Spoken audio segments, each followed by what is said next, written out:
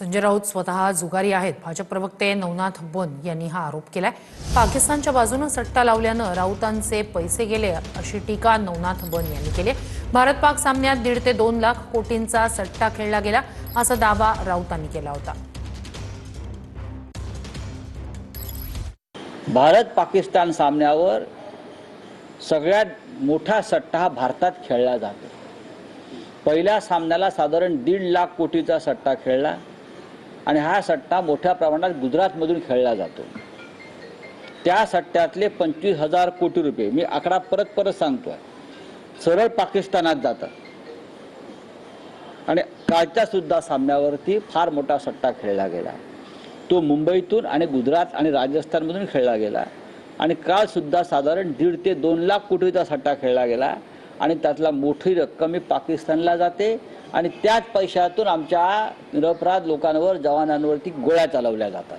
संजय राऊत स्वतः जुगारी आहेत आणि कालच्या मॅच मध्ये पुन्हा एकदा पाकिस्तानच्या बाजूने सट्टा लावल्यामुळे संजय राऊत यांचे पैसे गेलेले आहेत। याच्या आधी देखील भारत पाकिस्तानच्या सामन्यामध्ये संजय राऊत यांनी पाकिस्तानच्या बाजूने जुगार लावला होता। पाकिस्तान जिंकण्यासाठी पैसे लावले होते आणि आज देखील संजय राऊतनी अशाच पद्धतीने पाकिस्तानच्या बाजूने सट्टा लावून पराभव झाला। संजय राऊत यांचे काल पैसे गेलेले आहेत, त्यामुळे संजय राऊत यांची अशा पद्धतीने चिडचिड होते।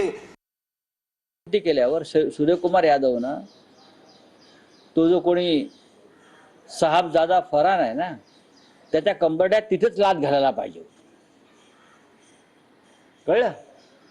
हे सगळं या देशाला भोगावं लागतंय ते अमित शहा आणि जय शहा यांच्यामुळे। मी त्यात म्हटलं, इतकं महान राष्ट्रकार्य हे लोक करतायत, जय शहाला भारतरत्न दिला पाहिजे। इतकं महान राष्ट्रभक्तीचं कार्य करतात, जय शहाला सावरकरांना आपण नाही दिलं, पण आता जय शहाला तरी द्या।